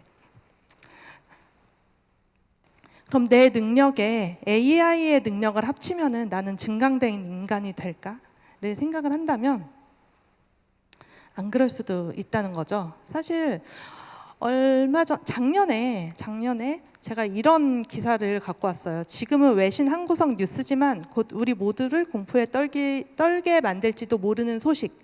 로봇이 인간을 해쳐서는 안 된다는 아시모프의 로봇 3원칙 중 1번이 깨졌다.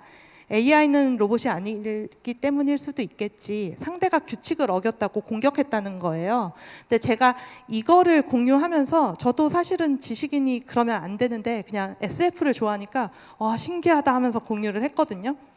그리고 사실 헤드라인이 자극적인 건 하루 이틀 일이 아니죠. 아이가 규칙을 어겼다고 손가락을 부러뜨렸다. 그랬더니 제 패친들이 댓글을 달았습니다.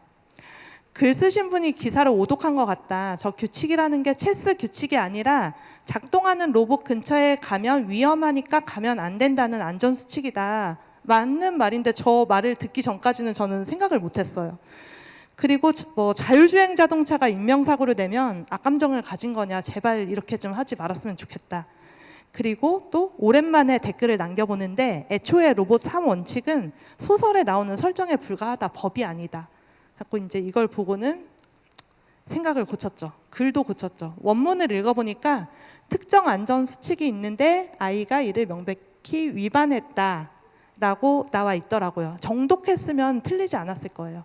그래서 이걸 보고 제가 좀 깨달은 바가 있어서 학생들한테 이 기사를 출력해갖고 나눠줬습니다. 왜냐하면 방금 제가 정독하지 않고 다른 사람의 생각대로 퍼나른 거를 동조하듯이 퍼날랐잖아요. 그러니까 유사한 생각을 반복하는 이런 에코 체인버에 빠질 수가 있고요. 그리고 내가 알고리즘으로만 선택된 정보를 접하면서 이제 편협한 생각을 하게 될 수가 있죠.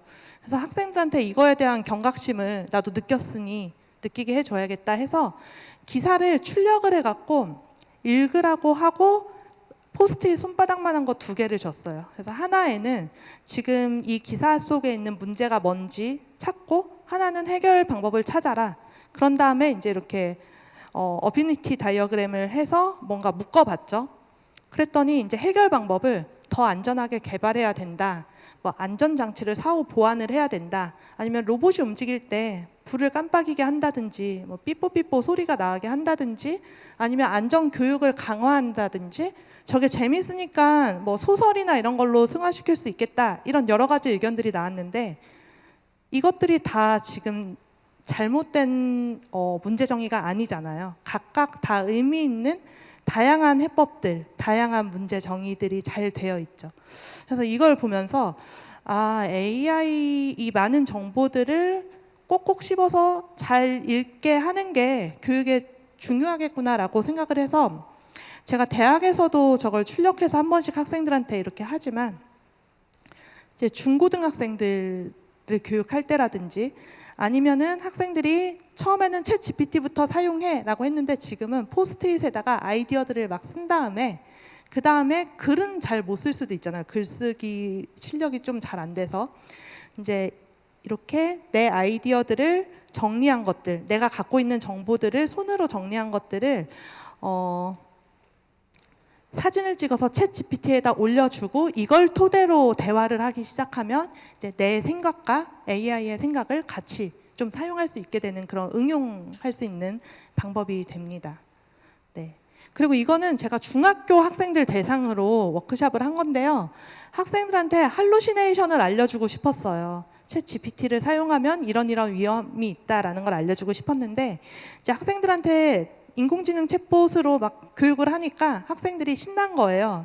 이 친구들은 호기심이 왕성하고 장난기가 있어서 장난으로 친구 이름도 넣고 선생님 이름도 넣고 하면서 막 이야기를 지어냅니다. 근데 그게 한 끗 차이잖아요. 어느 순간 이상하게 될 수 있는 거잖아요.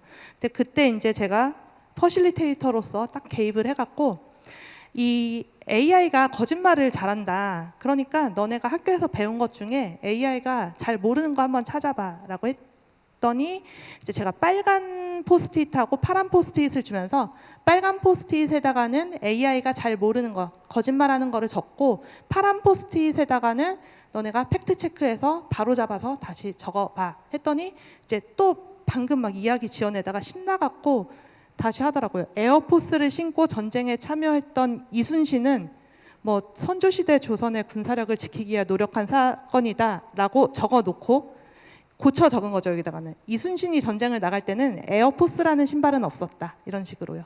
그래서 학생들이 직접 종이에다 써보고 할루시네이션이 있다는 거 우리가 예시로 알려줄 수는 있지만 직접 저런 게 잘못 나온다는 거 알고 웃고 떠들면서 거짓말 많이 찾아내기, 뭐 레드팀 챌린지라고 했어요. 이런 것들을 해봐야지 AI가 이런 특성이 있구나라는 걸 이렇게 체감할 수 있도록 그런 교육들이 어린이들뿐만 아니라 미성년자뿐만 아니라 성인들에게도 필요하다고 생각합니다. 네. 고등학교에서 이런 워크숍을 할 때는 특히 그래서 포스트잇이나 종이에다 쓰는 이런 활동들을 더 많이 하는 편이에요. 2024년은 업무용 AI가 현실화되는 해라고 합니다. 그 마이크로소프트랑 링크드인에서 지난 5월에 발표한 보고서인데요. 전체 지식 근로자 4명 중 3명이 직장에서 AI를 활용 중이래요.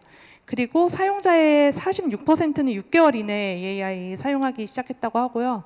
AI로 시간 절약하고 업무에 집중하고 뭐 창의력을 발휘하고 즐겁게 한다고 하고 나이에 상관없이 많이 쓰고 있습니다. 네.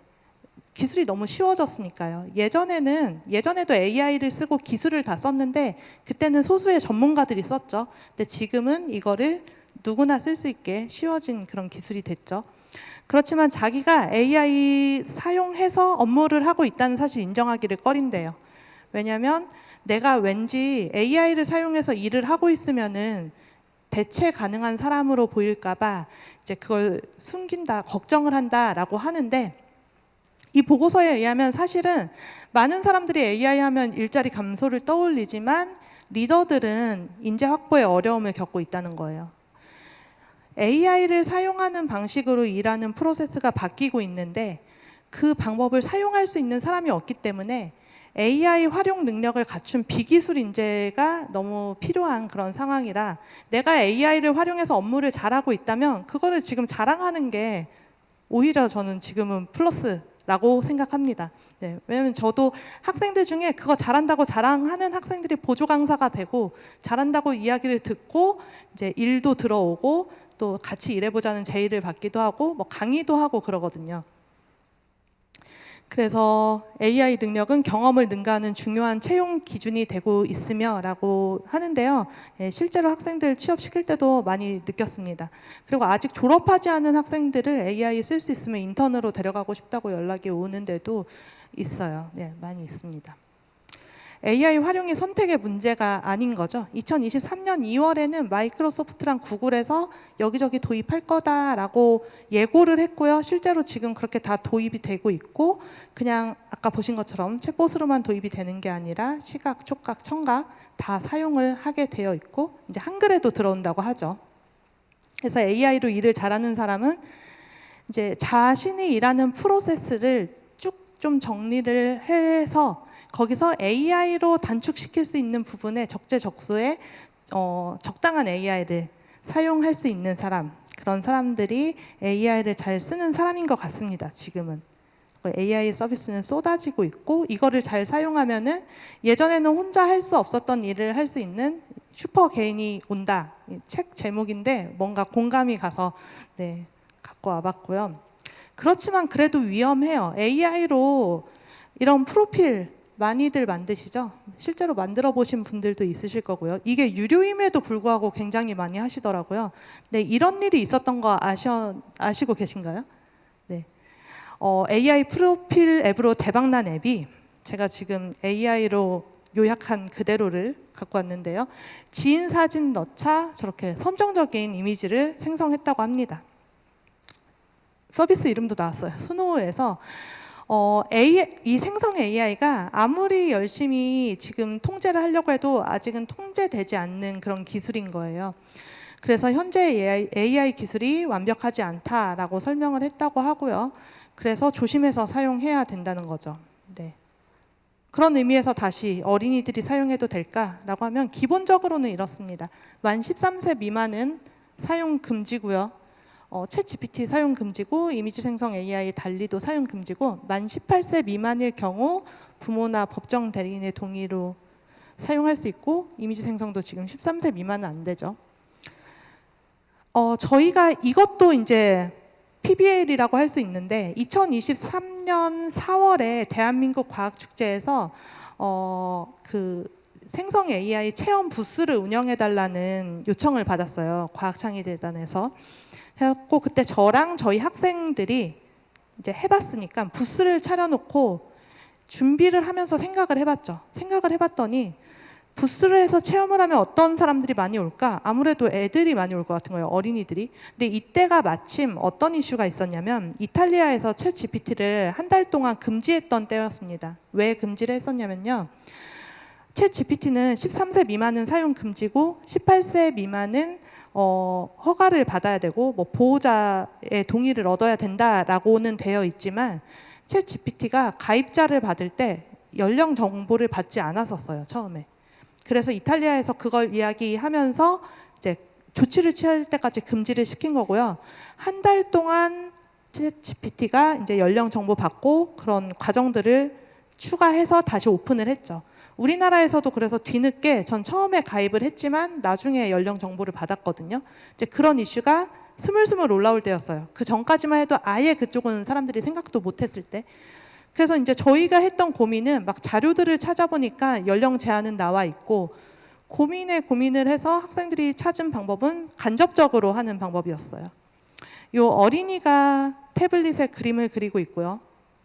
그리고 대화를 하면서 뭐 대전이니까 이제 만약에 꿈돌이 오늘 그리고 싶은 그림이 있어? 막 그러면 이 친구가 이야기를 하는 거예요. 뭐 꿈돌이가 우주여행 하는 걸 그리고 싶어요. 그럼 챗 GPT랑 이야기해서 조금 더 멋진 모습을 상상해 볼까?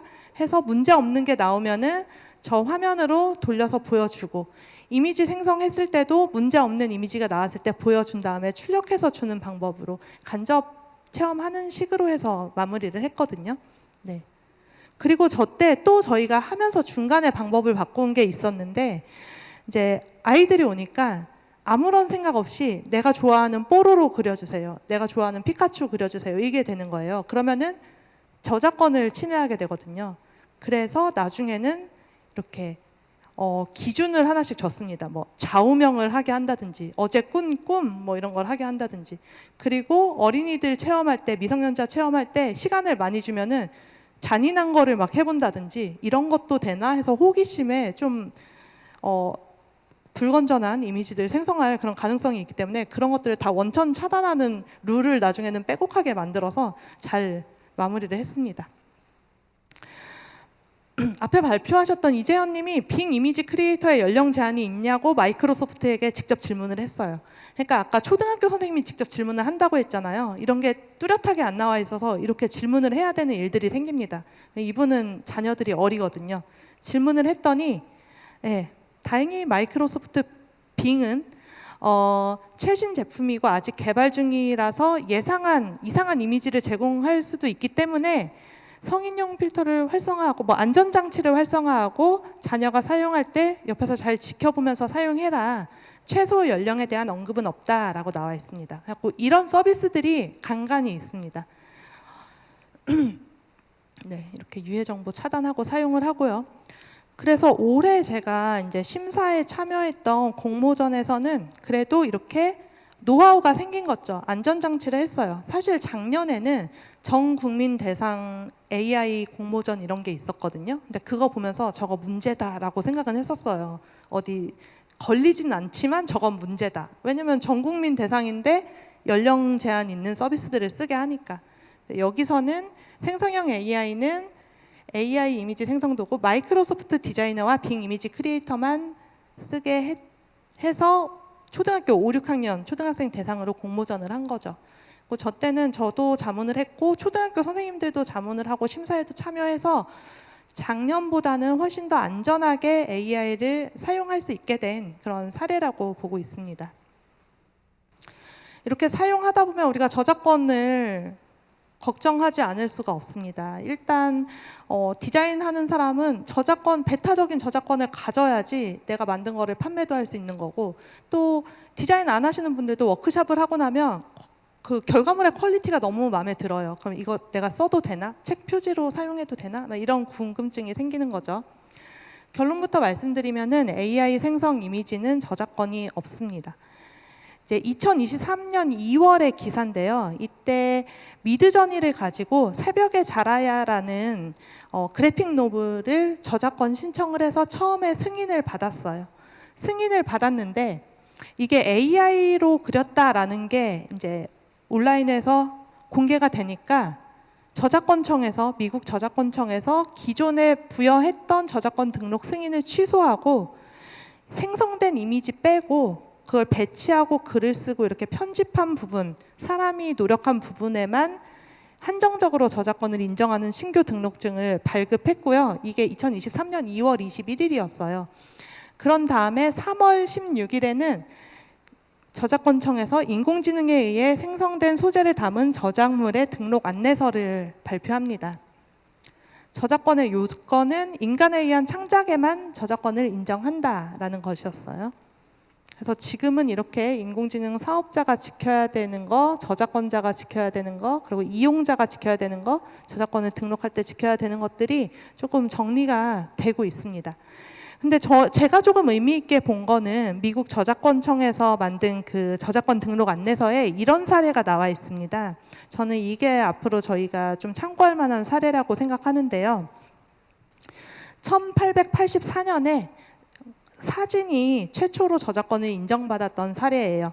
그 전까지만 해도 대법원에서는 저작물에 대한 배타적 권리를 인간에 한정해서 그 해석을 했대요. 지금 우리 인공지능에 대한 해석과 같죠.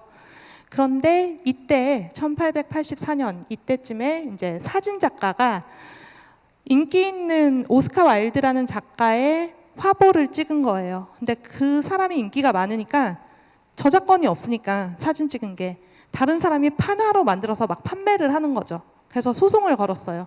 판매하는 사람은 사진은 예술이 아닌 기계적 과정일 뿐이니까 저작권이 없어서 팔아도 된다라는 그런 입장이었고, 사진 작가는 내가 찍은 거다, 내가 작가다라고 한 건데 이걸 인정을 받았습니다. 인정받은 게 이거였어요. 오스카 와일드를 카메라 앞에 포즈를 취하게 하고 의상, 휘장, 뭐 기타 장신구를 들이우게 하고 명함을 배치하고 뭐 표현을 제안하고 이런 것들이 저자로 인정받을 만하다라는 거였죠.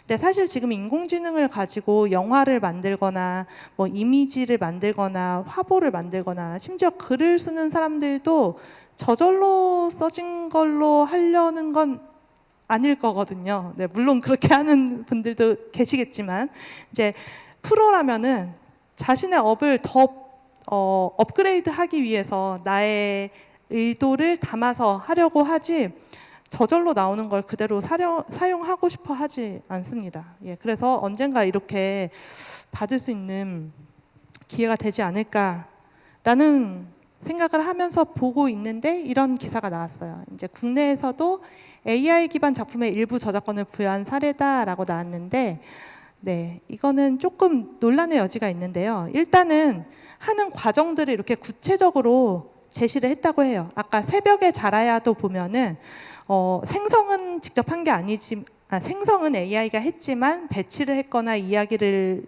넣었거나 뭐 레이아웃을 만들었거나 이런 것들은 사람이 한 게 어느 부분인지를 증명을 해서 그 부분을 인정을 받은 건데, 여기서도 네, 미드저니로 이미지 생성하고 이미지 생성해서 뭐 어떻게 리사이즈를 하고 어떻게 합성을 하고 리터치를 어떻게 하고 이런 것들을 상세하게 기록을 해갖고 네, 받았다고 하는데 저작권 첫 인정이라고까지 표현하는 거는 아니래요. 예.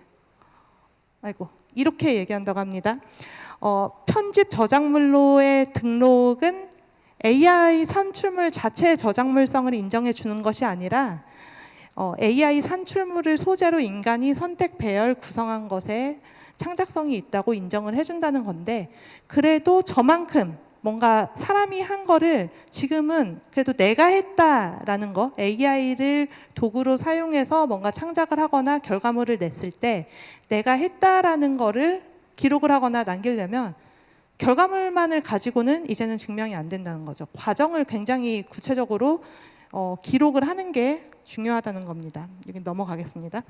그래서 저희가 이제 학생들하고 이것도 저희가 프로젝트로 고민을 해봤습니다. 그래서 이거는 학술대회에서 발표를 했던 건데, 저희가 AI 저작권을 고려한 AI와 디자이너의 협업 프로세스라고 해갖고 정리한 건데, 여기서 보면은 이 노란색이 사람이 한 거, 저희 학생들이 한 거, 그리고 파란색은 AI가 한 거를 아까 그 영상 만들 때 보면 굉장히 세세하게 기록을 했잖아요. 그래서 저희는 모든 과정을 매주 기록을 하는데 이 기록을 놓치면 안 된다는 걸 학생들이 이런 저작권 사례를 보고 직접 자신들이 결과물을 만들어 보고 이런 발표를 해 보면서 이제 체감을 한 거예요. 사실 학생들이 중간 과정들을 보존을 잘 못하거든요. 꼭 예전에 보면은 4학년 포트폴리오 만들려고 보면은 1, 2학년 때 작업했던 파일들이 없어져서 결과물만 남아있고 막 이랬는데, 이제는 그렇게 해서는 제대로 이게 내가 만든 건지 AI가 만든 건지 아무도 인정해주지 않는다는 걸 학생들이 느끼게 되고, 내가 손으로 쓴 아이디어라든지 내가 입력했던 키워드 이런 것들을 세세하게 잘 기록을 해놔야지 앞으로 AI와 일하면서 내가 일한 몫을 인정받을 수 있을 것이다 라고 이야기를 합니다. 네, 그래서 이렇게 열심히 기록을 해야 된다는 거죠. 네. 그래서 초반에는 사람들이 계속해서 AI를 사용하면 사용할수록 문제들이 계속 불거지는데요. 이건 초반에 이제 도전 웹툰이라는 네이버 도전 웹툰에 사람들이 웹툰을 올리면은 그 중에서 선정을 해서 등록을 할 수 있게, 그러니까 연재를 할 수 있게 해주는 그런 플랫폼이에요. 뭐 등용문이 되기도 하고 원래 작가들이 여기다가 또 작품을 투고를 하기도 하고, 그런데 처음에 이런 동의를 받았었대요. 여러분들이 제공한 소중한 콘텐츠는 네이버 서비스를 개선하고 인공지능 기술의 연구 개발 목적으로 사용할 수 있습니다라는 동의를 받았었는데, 이제 AI를 몰랐을 땐 몰랐는데 이 AI가 생성을 한다는 걸, 데이터를 가지고 학습을 한다는 걸 알게 된 후부터는 이게 너무나 불안해진 거죠. 그래서 이거는 지금 이런 항목을 없앴다고 합니다. 사실은 이게 문제라고 생각이 되면은 그 문제를 해결하기 위해서 목소리를 높일 필요가 있는 거예요, 지금은. 그리고 미국 작가조합에서도 2023년 3월 기사에는 보면은 AI 사용해서 우리도 잘 사용해 보겠다라고 했어요. 그런데 5월의 기사를 보면은 파업을 한다고 이야기를 합니다. 왜냐면 사용을 해보니까 아까 이야기한 뭔가 중간에 애매한 위치에 있는 주니어 작가들, 이렇게 신진 작가들, 새로운 작가들이 설 자리를 잃을 수도 있는 그런 위험한 상황이 되는 거죠. 꼭 긴 파업을 했고요. 그리고 파업은 한 여러 달, 한 148일 뭐 이렇게 만에 해서 종결을 했다고 합니다. 148일 맞네요. 제가 외웠네요, 이거를. 그래서 종결을 하고 뭔가 문제를 계속 해결해 나가는 과정들, 그리고 새로운 문제들이 앞으로 계속 나올 거라는 거예요.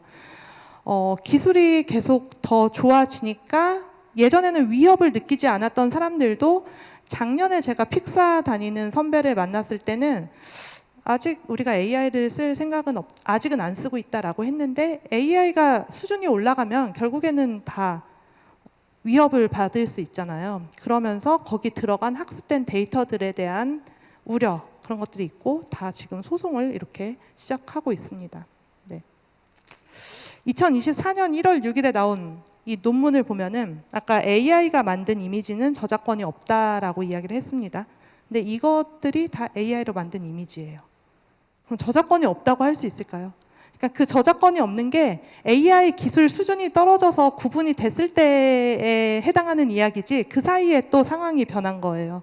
이제는 이건 AI가 만들었지만 뭐가 원본이고 뭐가 AI가 만든 건지 아마 구분하기 어려우시거나, 퀄리티가 더 좋아 보이는 게 최근에 만든 거라서 AI가 만든 걸 거예요.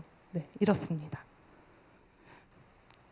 그래서 기술 상황이 변하면은 그렇게 원래 있던 기준도 흔들리게 돼서 새롭게 기준을 만들어야 되고, 그때마다 새로운 논의, 새로운 문제를 해결해 나가야 되는 그런 단계가 되는 거죠. 이거는 제가 이제 어린이가 꿈, 어린이의 생각을 그림으로 나타낸다면 이라는 주제로 아동 상담을 하는 그런 협회에서 어린이의 꿈을 가지고 동화책을 만들어주면 재밌겠다, 챗 GPT와 뭐 생성 AI를 가지고 할 수 있는 프로젝트를 할 수 있게 강의를 좀 요청을 해서 그때 준비했던 건데요. 어린이다 보니까 여러 가지 생각을 해봤어요. 조카들을 생각하면서. 근데 어린이 동화에는 신체를 묘사하거나 이런 게 많이 나오죠. 그래서 이제 제가 전문가들이 있는 단톡방에다 이걸 이렇게 물어봤어요. 제가 유명한 작가 이름을 쓰니까 안 나오더라. 옛날에 나왔는데 지금 문제가 되니까 안 나오게 하는 거죠. 저작권 문제가 되니까. 그랬더니 아까 방금 발표하신 이재현 님이 딸이 있으니까 달리는 동 잘 그립니다 라고 했어요. 그랬는데 해봤더니 안 되는 거예요. 그러니까 이게 저번 달까지는 됐지만 이번 달에 이게 문제가 된다라고 생각하면 갑자기 안 될 수 있어요. 안 되고, 그래서 안 된다고 하니까 뭐 우회해서 그립니다. 이거는 웃긴 예시긴 하지만 이런 것뿐만 아니라 선정적인 거, 뭐 폭력적인 것도 우회해서 그릴 수가 있겠죠. 그런 위험을 내포하고 있고요. 또 이거는 표절이 될 수 있는 사례예요. 챗GPT에 이미지를 올리니까 이 이미지 뭐 같아? 그랬더니 알아요, 챗GPT가.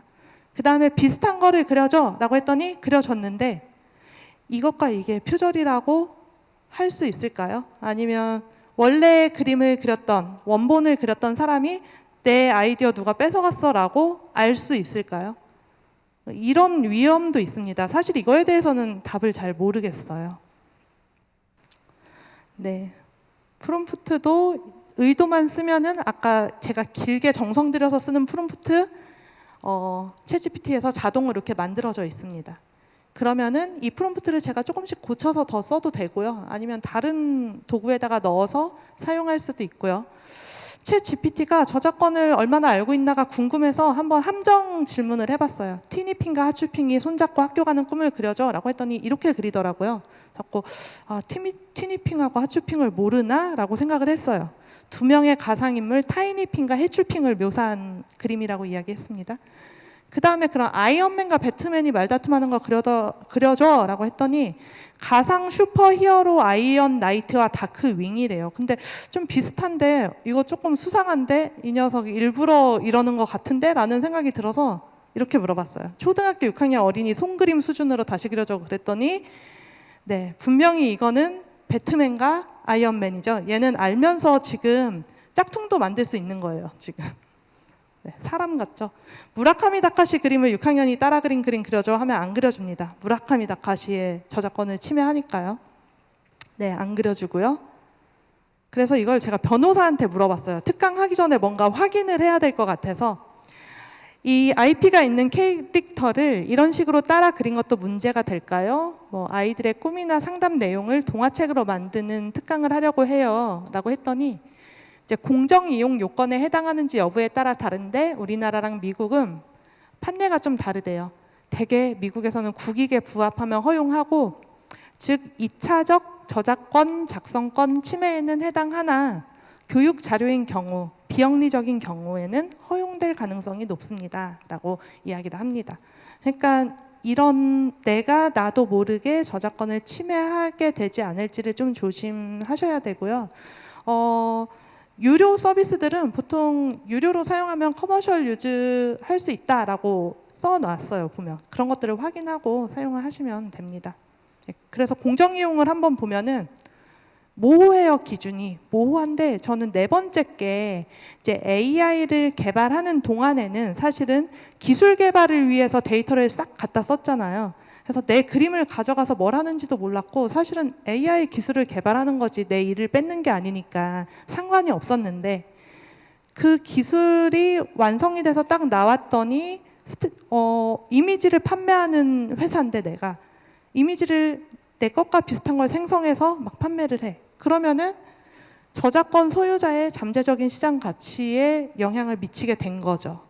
네, 그래서 지금 이것 때문에 음악하는 AI, 뭐 영상 만드는 AI, 모든 AI들이 제가 듣기로는 대부분의 AI들이 지금 막 소송을 하고 있습니다. 근데 또 그런 과정이 우리가 AI를 안전하게 잘 사용하기 위한 발전해 나가고 있는 과정이라고 생각을 합니다. 네, 아까 AI를 쓰면은 우리가 더 증강된 인간이 될까? 네, 예전에는 열심히 연습을 하면 심성 모형이 생겨갖고 막 체화돼서 내가 알아서 했는데 이제는 AI를 쓰면서 반복 작업들을 많이 안 하게 될 수 있을 것 같아요. 그러면은 나의 원래 잘하는 것들이 많이 없어질 수 있겠죠. 그래서 초중 고등학교 선생님들에게 강의를 하면은 선생님들이 사실은 수업에 AI를 다 써야지가 아니라 이거는 쓰지 말아야지 이런 기준을 세우고 구분을 하십니다. 예를 들면 저는 노래 가사를 막 챗GPT로 쓰거든요. 근데 초등학생들에게는 노래 가사를 직접 손으로 쓰게 해서 잘 쓴 학생들은 AI로 노래를 만들어준다든지 이런 식으로 학생들이 자신의 원래 반복하는 거, 자신의 체화된 이런 능력을 키울 수 있는 방향으로 발전시키려고 많은 노력들을 하시고 계시더라고요. 그래서 저는 이제 제가 조금 일찍 시작했던 거는 디자인 쪽에, 이미지 쪽에 AI가 먼저 나왔던 그런 타이밍과 과제를 하고 있었다는 거. 그리고 대학이고 저희가 생명을 다루는 그런 전공이 아니라 디자인이라서 재밌는 콘텐츠를 한번 마음껏 만들어 볼 수 있었고 성인들이 했기 때문에 이게 좀 빨리 시작한 게 가능했던 것 같아요. 그러고 나서는 이제 확장하는 과정에서는 선생님들 아니면 미성년자들 그리고 아니면 과학자들이 저한테 이미지 그리는 것도 많이 문의하셨었거든요. 그런 때서는 하면 안 되는 심각한 문제들이 더 점점 보이거든요. 자꾸 제가 오늘 발표한 것들은 저희가 했던 건 자유롭게 했던 이런 프로젝트들을 소개해 드린 거고요. PBL들을 이걸 응용하셔서 이제 하실 때는 각각의 갖고 있는 문제들을 해결할 수 있는 그런 방법들을 찾으셨으면 좋겠습니다. 감사합니다.